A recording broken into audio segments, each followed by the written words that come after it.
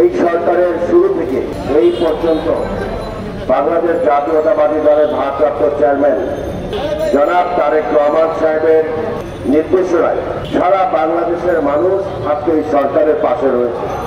BNP ভারপ্রাপ্ত chairman জনাব তারেক রহমান সাহেব একাধিকবার প্রায় প্রতিদিন বাংলাদেশের বিভিন্ন অঞ্চলে বক্তব্য রেখে তিনি বারবার বলেছেন এই সরকারকে সফল হতে হবে, এই সরকারকে ব্যর্থ হতে দেওয়া যাবে না। যেই সরকার আমাদের রক্ত, শ্রম, ঘাম, অর্থ, রক্তের বিনিময়ে পরিচালিত, প্রতিষ্ঠিত, সেই সরকারের কাছে আমাদের দাবি এখনো পর্যন্ত জানাতে হয়, এটাই সবচেয়ে বড় দুঃখজনক বিষয়। ওনারা রাষ্ট্র ক্ষমতা পরিচালনা করার পরে দেশনেত্রী বেগম খালেদা জিয়াকে নির্বাহী আদেশে তাকে মুক্ত করে দিয়েছেন, আমরা তাদেরকে সাধুবাদ জানাই। কিন্তু বিএনপি ভারপ্রাপ্ত চেয়ারম্যান জনাব তারেক রহমানের বিরুদ্ধে যে সমস্ত মামলা হয়েছে, সেই মামলাগুলো ছিল রাজনৈতিক ষড়যন্ত্রমূলক মামলা।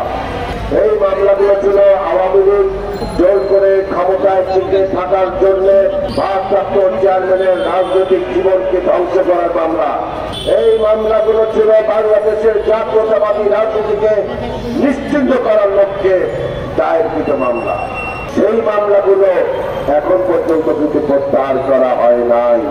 নির্বাহী আদেশে বাংলাদেশের সবচেয়ে জনপ্রিয় নেতা বিএনপির ভারপ্রাপ্ত চেয়ারম্যান তারেক রহমানের মামলাগুলো সহ বিএনপির যে সমস্ত রাজনৈতিক নেতা, বিএনপির যে সমস্ত নির্যাতিত নেতা আজও পর্যন্ত কারাগারে বিভিন্ন মিথ্যা ষড়যন্ত্রমূলক রায় দিয়ে কারাগারে রয়েছেন, তাদের মামলাগুলো সরকারের দায়িত্ব নিয়েই প্রত্যাহার করা উচিত ছিল।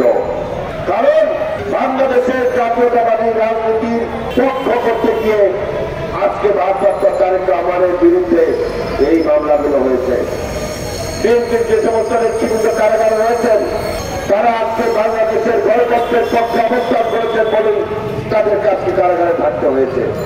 তাদের পক্ষে সরকার ক্ষমতায় থাকার পরেও এখন পর্যন্ত আজকে 5 মাস, এই 5 মাস পর্যন্ত তাদেরকে কারাগারে থাকা, এটা অত্যন্ত দুঃখজনক বিষয়। শেখ হাসিনা প্রধানমন্ত্রী হয়েছে রাষ্ট্রদ্রোহের মামলা নিয়ে। শেখ হাসিনা প্রধানমন্ত্রীর শপথ গ্রহণ করেছেন মামলার আসামি হিসেবে। কই, শেখ হাসিনার বিরুদ্ধে তো প্রধানমন্ত্রীত্ব শপথ নেওয়ার ক্ষেত্রে কোনো বাধা ছিল না, এতগুলো মামলা থাকার পরেও। অর্থাৎ এখন আমাদের মনে প্রশ্ন জেগেছে যে আসলেই কি ওনাদের সদিচ্ছা রয়েছে কিনা বাংলাদেশে গণতন্ত্র পুনঃপ্রতিষ্ঠা করা। আমাদের মনে শঙ্কা তৈরি হয়েছে বাংলাদেশের জাতীয়তাবাদী আদর্শের রাজনীতির বিরুদ্ধে কোন ষড়যন্ত্র সরকারের মধ্য থেকে করা হচ্ছে কিনা। কারণ বাংলাদেশের প্রতিটা প্রশাসনের রন্ধে রন্ধে আওয়ামী দোসররা এখনো পর্যন্ত বিভিন্ন রকমের ষড়যন্ত্র করে যাচ্ছে। ডক্টর মোহাম্মদ ইউনূস সাহেব, আপনি আমাদের কাছে হৃদয়ের স্পন্দন, বাংলাদেশের জাতীয় মর্যাদার প্রতীক আপনি। আপনাকে কেউ যাতে বিতর্কিত করতে না পারে, আপনার সম্মান যাতে কেউ হানি করতে না পারে, সেই বিষয়ে কিন্তু